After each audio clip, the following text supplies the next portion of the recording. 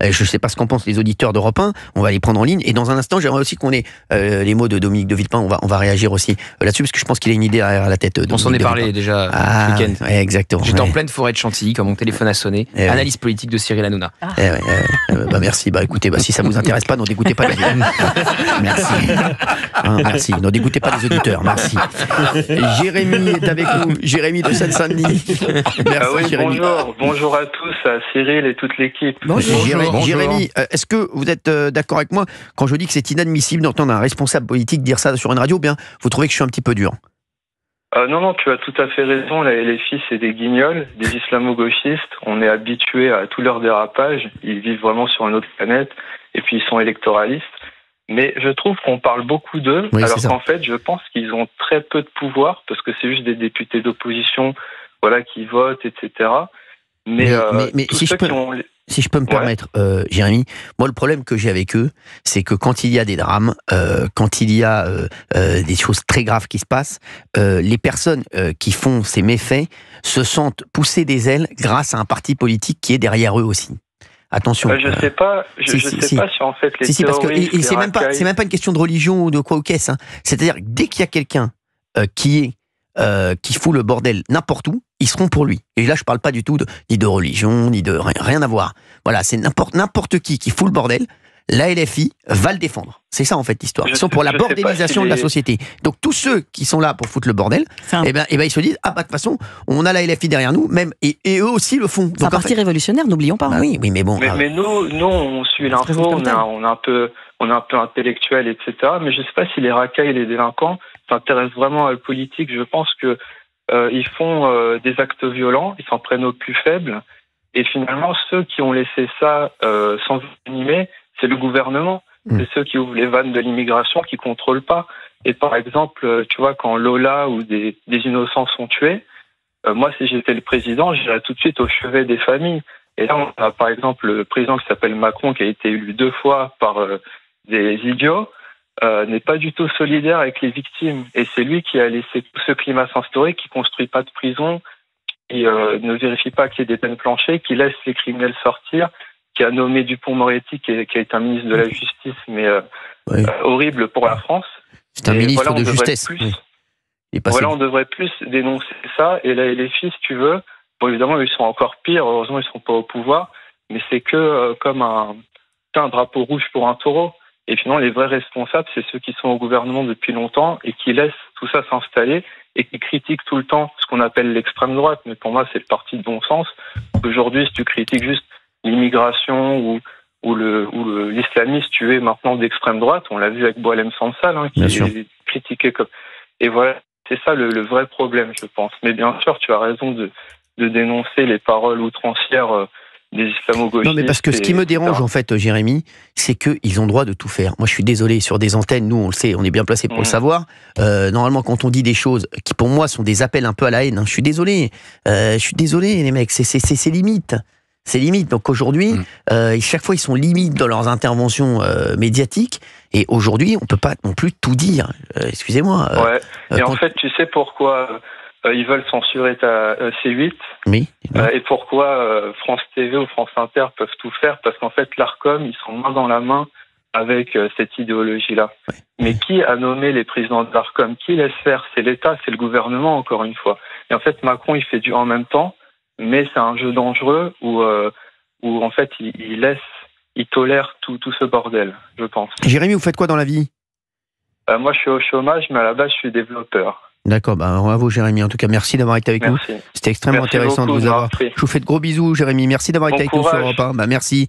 Oui, Gauthier Lebray. Mais vous disiez, à juste titre, que c'est limite, mais ils ont franchi la limite, la ligne rouge depuis longtemps. Là, on est au-delà. C'est-à-dire qu'on refuse, encore une fois, il faut bien se rendre compte, parce qu'ils disent tellement d'ineptie et d'horreur que, au fond, à la fin, c'est une ambiance globale et ça paraît presque normal. Ils refusent de qualifier d'ennemis. Je le dis ce week-end. Ils refusent donc de qualifier.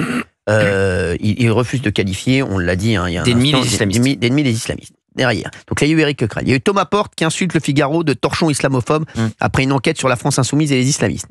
On a eu la LFI qui va abroger le délit d'apologie du terrorisme. On va vous expliquer ça dans un instant. On a eu... non, mais ça n'a pas arrêté. Ça n'arrête pas. Ils occupent le terrain. Oui, ils occupent le terrain, mais aujourd'hui, est-ce que leurs paroles sont encore entendues aujourd'hui? Parce que le problème, c'est qu'ils ne peuvent pas dire tout et n'importe quoi. On va parler dans un instant de cette histoire qui veut de vouloir abroger le délit d'apologie du terrorisme. C'est quand même fou de parler de ça actuellement. Non mais actuellement, il faut vraiment avoir du toupet quand même pour se dire, aujourd'hui, la priorité, aujourd'hui, l'idée prioritaire que je vais donner pour la France, c'est de dire on veut abroger le délit d'apologie du terrorisme. Est-ce que vous vous rendez compte? Est-ce qu'il n'y a pas d'autre chose à voir? Pour eux non, parce qu'ils sont poursuivis pour ce même délit. Donc ils veulent le supprimer, comme ça ils seront plus poursuivis. Non mais c'est très... Non mais les mecs, ça prouve bien que... Rima Hassan est poursuivi pour l'apologie du terrorisme. Ça prouve bien qu'il ne marche pas pour la France et les Français. Les Français le voient bien. Ils marchent pour leur gueule. Et un certain électorat, parce que évidemment, encore une fois, c'est toujours les mêmes signaux qui sont donnés. Tout va dans le même sens, d'Elias Dimzalen, du refus de condamner les islamistes à cela. Et je pense qu'ils vont avoir un caillou dans leur chaussure. Et ce caillou dans leur chaussure porte un nom, c'est Dominique de Villepin. On va en parler dans un instant. Moi je pense que Dominique de Villepin, il va les chasser sur leur terre. Je vous le dis, je l'ai senti, il a déjà commencé, et je pense qu'on va en parler dans un instant. Tiens, Dominique de Villepin, vous restez avec nous sur Europe 1, 01 80 20 39 21, et on va essayer d'appeler le Figaro quand même pour leur dire que c'est mon journal préféré. À tout de suite. 16h, 18h. Cyril Hanouna sur Europe. Europe 1, 16h, 18h. On marche sur la tête. Cyril Hanouna. 16h32 sur Europe 1. Merci à tous les auditeurs d'Europe 1 d'être avec nous. Il est temps de nous appeler, si vous ne l'avez pas encore fait. Ça nous fait bien plaisir de vous avoir au téléphone. 01 80 20 39 21. Et c'est vrai que ça a été la fête de la France insoumise encore ce week-end. Ils n'ont pas arrêté. Éric Coquerel qui refuse de dire que les islamistes sont des ennemis de l'intérieur, sur Sud Radio.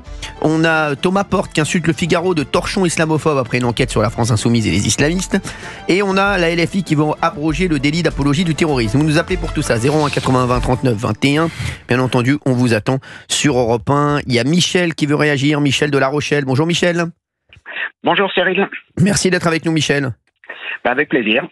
Ça nous fait bien plaisir. Et puis surtout, Éric Coquerel, vous voulez réagir sur un petit peu tout. Après, on parlera de Thomas Porte aussi. Voilà, c'est ça. C'est surtout par rapport aux propos de Coquerel, qui refuse de dire que c'est l'islamisme et on a un ennemi intérieur qui est l'islamisme. Je trouve ça désolant parce que ce type est quand même à la base de la conversion de Mélenchon à vouloir récupérer les voix des quartiers et malheureusement des musulmans islamistes, et je dis bien musulmans islamistes et non pas l'ensemble des musulmans, parce que je pense sincèrement que l'ensemble des musulmans ne réagissent pas et ne pensent pas comme Coquerel et l'ensemble des islamistes. Et c'est cet amalgame qui est fait par rapport à l'ensemble de tous ces musulmans. Ils veulent conquérir l'ensemble de ces voix pour pouvoir accéder au pouvoir. Et ce qui vraiment fait peur pour la France, moi qui aime mon pays, qui aime ma patrie, qui aime notre culture, qui aime notre histoire, être foulé aux pieds par ces gens-là, je parle des LFistes et les islamistes, je trouve ça honteux et scandaleux. Merci, mais je suis assez d'accord avec vous, Michel. Mais surtout, moi, ce que je me dis, c'est que je trouve qu'on peut pas rigoler avec ça. On peut pas, on peut pas rigoler, mais même pas, on ne peut pas ne pas dire que tout cela est dangereux. C'est dangereux de parler comme ça. Pour moi, un responsable politique a une énorme responsabilité. On dit souvent que les animateurs, ou moi, on m'a dit souvent que j'avais une grosse responsabilité. Je trouve que les hommes politiques en ont encore une plus grande. Éric Coquerel, il peut pas dire ça. Bah oui. Voilà, ils ont beaucoup plus de responsabilités parce qu'ils s'adressent à nous, citoyens français. Ils peuvent pas se permettre, eux, ces gens-là, de créer le communautarisme comme ils le font. Et les gens qui pensent comme lui, ça leur laisse pousser des ailes, ça leur fait pousser des ailes. Et derrière, ils se sentent encore plus forts. Bah oui. C'est exactement ça. Vous le disiez tout à l'heure avec l'ensemble de l'équipe. Quand on voit au quotidien, et ça c'est la théorie de Mélenchon, qu'il faut tout conflictualiser, on en arrive à ce genre d'outrance de leur part, qui n'ont plus aucun complexe. Quand on voit encore malheureusement le mouvement de les manifestations qu'il y a eu ce week-end pour les femmes elles ont été agressées par le fichier S. Exactement. Je ne me souviens plus son nom. Oui, Raphaël Arnaud. Tout à fait. Oui. Raphaël Arnaud et l'ensemble de ces gens-là, parce que c'est pas un mouvement qui correspond à leurs valeurs à eux, qui ne votent pas comme eux, qui ne sont pas dans leur pensée idéologique et unique. Ils se font agresser. Enfin, vous voyez, je trouve ça triste. Moi, vous savez, j'habite dans une banlieue du côté de La Rochelle. Alors, certes, c'est pas Paris, certes, c'est pas Marseille, certes, c'est pas Lyon ou Grenoble, mais votre appel a été mis en attente. Merci. Apparemment, Michel a eu un autre coup de fil. Apparemment, apparemment, il a eu un appel d'une autre radio. Il a préféré prendre un appel de Cocktail FM. Il y a des choix. Exactement. Merci Michel. Merci Michel. En tout cas, on l'embrasse. En tout cas, Michel. On l'embrasse, Michel. Mais c'est vrai que ce qu'il dit, Michel, il pense comme énormément de Français. Alors, il y a Latifa qui est avec nous des Alpes-Maritimes. Merci Latifa d'être avec nous. Merci. Bonjour Cyril, bonjour à tous. Bonjour. Merci d'être avec nous, Latifa. Merci d'être là. Quel bonheur, Cyril, enfin. Moi aussi, je suis très heureux de vous avoir et je crois que c'est très intéressant ce que va dire Latifa sur l'antenne d'Europe 1. Merci d'être avec nous. En tout cas, vous habitez les Alpes-Maritimes. Tout à fait, j'habite les Alpes-Maritimes et merci beaucoup de me donner la parole parce que je vous suis depuis un moment maintenant et je trouve très intéressant vos émissions. Merci Latifa. Et donc, mais j'essaie de vous joindre, c'est pas facile parce que j'imagine qu'on est beaucoup appelés et ça me fait bondir. Latifa, maintenant que je vous ai, vous avez tout votre temps, Latifa. Vous avez tout votre temps. On est en direct et voilà. Alors, dites-nous tout, Latifa. Merci. Donc, alors moi, je vous explique. Donc, moi, je suis donc forcément, je suis musulmane, fière de l'être déjà. Bravo. Et je suis hors de moi de ce que j'entends par rapport à ce parti LFI. Je suis vraiment hors de moi parce que ils se font le porte-voix des musulmans. Moi, je me sens pas représentée par la LFI. Je le dis clairement, par une bande de racailles. Ça ne me représente pas. Alors quand je dis ça aux gens qui sont autour de moi, parce que forcément je travaille, je vois des gens, moi je suis complètement intégrée, je suis née en Europe, donc forcément je vis dans le pays dans lequel je suis née et je m'adapte et je suis complètement adaptée. Et quand je dis je ne suis pas d'accord avec eux, on me dit ah oui mais ils ont été élus par tes semblables. Je dis non, ils ont été élus par la délinquance, par de la racaille qui a fait des enfants. C'est-à-dire qu'aujourd'hui, il y a des délinquants, des dealers qui sont parents eux-mêmes aujourd'hui et qui ont donné naissance à d'autres délinquants. Et donc, c'est un cercle vicieux. Ce que j'ai envie de dire, c'est que on va pas en sortir. Donc, ils ont été élus par des délinquants, par des dealers, par de la racaille, par tout ce qu'il y a de plus ignoble. C'est ces gens-là qui les ont élus. Exactement. Voilà. Et Latifa, et vous avez bien... vous restez avec nous, parce qu'on va discuter avec vous dans un instant. C'est très important ce que vous dites, parce qu'il faut arrêter que les gens pensent, que les musulmans... il faut arrêter que la LFI pense qu'ils représentent tous les musulmans. Je vous le dis, au contraire. Moi, je pense qu'au contraire, ils font énormément de mal aux musulmans, justement, la LFI, en disant qu'ils... Merci aussi de donner la parole aux musulmans qui sont des gens complètement intégrés, qui travaillent, qui ont une vie normale. Et je les invite d'ailleurs, j'en profite, parce que certainement il y en a d'autres qui vous écoutent également. Latifa, vous restez avec nous, parce qu'on va vous reprendre dans un instant, Latifa. On est là, on ne vous lâche pas, parce que franchement c'est extrêmement intéressant ce que vous dites et j'ai envie de discuter avec vous. J'aimerais qu'on voit d'autres points ensemble, là tout de suite sur Europe 1. 16h, 18h. Cyril Hanouna sur Europe 1. Europe 1, 16h, 18h. On marche sur la tête. Cyril Hanouna. On marche sur la tête sur Europe 1, 16h41, on est en direct et Éric Coquerel, encore un responsable politique de la LFI, a eu des mots assez, moi, qui me choquent, assez choquants sur Sud Radio. Gauthier Lebrun, on va les rappeler à nos auditeurs et puis on va passer au sujet auprès de Thomas Porte qui a insulté le Figaro. Mais juste là-dessus, parce qu'on a Latifa avec nous en ligne et vous pouvez nous appeler 01 80 20 39 21 sur Europe 1. Oui, eh bien, c'est simplement Jean-Jacques Bourdin a demandé à Éric Coquerel s'il était capable de qualifier les islamistes d'ennemis de l'intérieur et il a refusé en faisant la confusion entre musulmans et islamistes et en disant que derrière le mot islamiste se cachait souvent le mot musulman, donc faisant lui-même la confusion entre les deux. Exactement. Et il y a Latifa qui est avec nous en ligne. Dans un instant aussi, on va revenir sur Thomas Porte qui a dit que le Figaro, il a insulté le Figaro de torchon islamophobe après une enquête sur la France insoumise et les islamistes. J'aimerais qu'on appelle le patron du Figaro dans un instant pour lui dire que c'est ça y est, c'est mon journal préféré. Latifa, parce que quand on se fait critiquer par ma porte, c'est forcément qu'on C'est le début de la réussite. Exactement, c'est le début de la réussite, oui. Merci. Latifa, merci d'être avec nous. Oui. Et Latifa, je voudrais dire quelque chose, c'est que vous avez dit quelque chose de très très important. Moi, ce qui m'a marqué, c'est quand vous avez dit qu'il y avait des gens qui vous disaient c'est vous qui avez élu la France insoumise dans certaines circonscriptions. Et vous avez bien raison de dire ça n'est pas vous du tout. Ça n'a rien à voir. Écoutez. Non, pas du tout. Non, mais moi j'en ai marre qu'on fasse l'amalgame de tous les musulmans ne votent pas pour la LFI. Exactement. Je suis désolé. Il y en a 62%. Ah oui, donc 62%. Donc ça fait des électeurs musulmans ont voté LFI aux européennes. 6 sur 10. 62% et 69% à la présidentielle pour Jean-Luc Mélenchon. Oui, donc des électeurs. Donc c'est pas 100%. Ah non, encore heureux, c'est pas 100%. Non, on est d'accord. Voilà, oui. Il n'y a aucune catégorie qui vote à 100% pour un seul candidat. Non, oui, voilà. Mais Latifa, vous avez raison de le dire. Et c'est vrai qu'aujourd'hui, moi, je le dis aux musulmans, la LFI ne sont pas leurs amis, bien au contraire. Bien au contraire, ils se servent d'eux, et je peux vous dire que les musulmans, ils s'en fichent totalement des musulmans, hein, croyez-moi. Eux, ce qu'ils veulent, c'est l'électorat, c'est les séduire et de se dire, bah tiens, on va partir avec ce socle et on va essayer de se faire élire. Mais ils s'en foutent totalement, et c'est pour ça d'ailleurs qu'ils font... vous savez, quand on en fait trop, Latifa, c'est qu'on a quelque chose à se reprocher. Et ils en font tellement là-dessus que, vraiment, je vous le dis, c'est qu'ils en font beaucoup trop. Ce que je voulais dire, Cyril, ce que je voulais dire, en fait, c'est que si Éric Coquerel, responsable politique, a du mal à dire que des islamistes sont les ennemis de la République, moi, Latifa, musulmane, je dis que les islamistes sont les ennemis des musulmans. Je le dis clairement. Bravo. D'accord, et Latifa. sans détour. Et je suis complètement d'accord avec vous. C'est une honte, parce que nous, les islamistes, Cyril, vous devez savoir une chose. Tous ces mecs-là qui ont des barbes en forme de balai brosse, là. Notamment celui qui est passé dans Complément d'enquête, cette espèce d'uluberlu, là. Qui raconte n'importe quoi, là. Cet épouvantail. Moi, j'appelle ça, ces mecs-là, ce sont des épouvantails. Chez nous, il faut savoir qu'au Maroc, ces gens-là, on les met en prison. C'est-à-dire qu'ils ont décidé de réinventer le Coran. Et c'est une nouvelle, d'ailleurs, c'est les frères musulmans. Les frères musulmans ne sont pas, ce sont pas des musulmans qui suivent le Coran.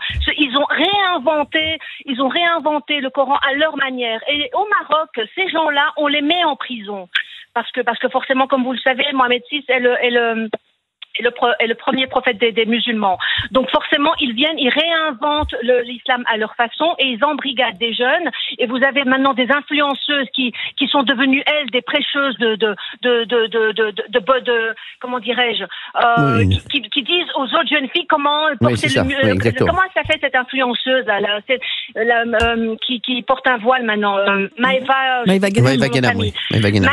Alors, on a. Je pensais pas que j'allais parler de Maëva Guénam sur Europe 1. Non, mais moi non plus. Mais juste pour vous donner un petit peu le contraste. Oui, je sais. Non, mais c'est très drôle. Non, mais j'adore. Pour donner le contraste. On a un an avant, on a cette nana qui nous dit que c'est très joli de se refaire le vagin. Oui, c'est mignon, c'est sympa. Oui, c'est vrai. Le vagin d'une petite fille de 13 ans. Inadmissible propos. Et ensuite, on a maintenant une Maëva Guénam qui nous dit il faut faire des doigts, il faut porter le voile, il faut faire la procrastiner ou je sais pas quelle autre connerie qu'elle raconte. Non, mais il faut arrêter à un moment donné. À un moment donné, il faut arrêter. Les musulmans sont des gens totalement lucides et j'en profite pour rebondir sur ce qu'a dit Gauthier Lebray vendredi dernier quand il disait que excellent, que j'adore énormément. J'aime beaucoup Gauthier. Ouais, vraiment, j'aime beaucoup Gauthier. Et ce que vous disiez, Gauthier, c'était la semaine dernière. Je sais plus parce que je dis pas mal de choses. Oh non, mais vous dites beaucoup de choses sensées. C'est pour ça que je veux rebondir. Vous avez dit qu'il commençait par rapport à ce personnage, j'ai oublié son nom. D'ailleurs, ça m'intéresse pas, qui est passé sur. Voilà. Ils sont pas en train d'embrigader tout le monde, c'est pas vrai. Il y a des les musulmans sont des gens sensés. Ils embrigadent une petite minorité de petits cons qui ne connaissent rien à la religion déjà, qui ne sont même pas pratiquants eux-mêmes. Parce que quand vous êtes pratiquant, vous êtes bien dans votre tête, vous n'avez ni envie de taper votre prochain, ni de l'égorger, ni de le tuer, ni de lui imposer quoi que ce soit. Vous travaillez, puis quand vous rentrez chez vous, vous vivez votre religion de la façon que vous le désirez chez vous, à l'intérieur de votre foyer. D'accord. Et vous parlez à une musulmane en plus qui est, moi je suis pratiquante, je suis pas voilée, je suis quelqu'un qui pratique, je suis pas voilée du tout. En plus, on voit pas du tout que je suis musulmane, je suis blonde, donc on voit pas du tout. Et personne, partout où j'ai travaillé, n'a jamais su que je faisais le ramadan. Ah oui. Vous voyez ce que je veux dire? Oui, je vois tout à fait. Et c'est ça toute l'astuce, par rapport à tous ces gens qui veulent tout montrer, qui veulent imposer des choses. C'est incroyable, le discours de Latifa. Je pense que tous les auditeurs d'Europe 1... Non mais Cyril, je ne suis pas la seule à parler comme ça. Et je ne suis pas la seule. On est plusieurs musulmans. Et il faut savoir une chose, c'est qu'il y a beaucoup de musulmans qui votent à droite. Moi, j'ai voté pour Nicolas Sarkozy. Bravo. Et ensuite, comme on n'avait plus de choix, j'ai voté pour Macron, parce que je pensais qu'il allait être aussi dans une ligne comme ça. Même Monsieur Macron, avec tout le respect que je lui dois, il ne nous a pas rendu service à nous, aux musulmans qui sommes modérés, qui travaillons, qui représentons bien notre religion et la société maghrébine. Il nous a pas rendu service en mettant sur un piédestal les filles, en mettant sur un piédestal tous ces radicaux, tous ces intégristes qui empêchent les femmes de sortir et ce qui ne sait pas Monsieur Macron, c'est qu'il y a des filles qui sont obligées dans des banlieues, dans des cités, par obligation de sortir voilées, sinon elles se font tabasser. Bien sûr. D'accord. Et les Sandrine Rousseau et les Tondeliers, je ne leur dis pas merci. Et ils n'y connaissent rien. Je ne leur dis pas merci pour ces filles-là.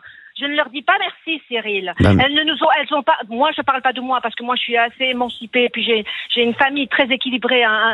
Vous savez, c'est des anciennes générations. Moi, j'ai plus mes parents aujourd'hui, mais ils nous ont éduqués dans les valeurs de l'endroit où on vit. Mais on avait notre religion à l'intérieur de la maison, mais pas à l'extérieur. Ils nous disaient surtout ne vous faites pas remarquer. Bien sûr. Vous voyez ce que je veux dire? Ah oui, et aujourd'hui, c'est tout le contraire. Et M. Macron ne nous a pas rendu service. Hein. Je le dis clairement. Hein. Et quand Gabriel Attal a commencé à s'exciter pendant la dissolution, là, et qu'il a invité à voter pour les filles, j'ai dit c'est tout, c'est terminé, c'est foutu. Il nous a foutu encore plus. Nous, on essaye de s'en sortir. Vraiment, ça me fait bondir, Cyril. Je suis désolée si je lève la voix. Il n'y a aucun problème là. Les musulmans essayent de s'en sortir, de montrer. Et eux, qu'est-ce qu'ils font? Ils rabaissent la tête des musulmans en dessous de l'eau pour mettre les filles en avant. Et donc, forcément, ça brise tous les discours. Et donc, tous les jours, on doit entendre ils ont égorgé un mec. Ils ont fait ceci. Ils ont fait cela. Ça suffit, quoi. Quand est-ce qu'il va y avoir... Bon, maintenant, Macron va plus rien attendre de lui, forcément. Mais quand est-ce qu'il va y avoir un président qui va remettre les choses d'équerre, où tout le monde va revenir à un équilibre dans ce pays et qu'on arrête de s'immaquiller. Mais attendez, il y a un truc qui me met hors de moi. Oui. C'est cet antisémitisme qu'il y a pour l'instant. Bien sûr, oui. Ah oui, c'est inadmissible. Mais je vais vous dire, mais il y a deux choses qui bien sûr.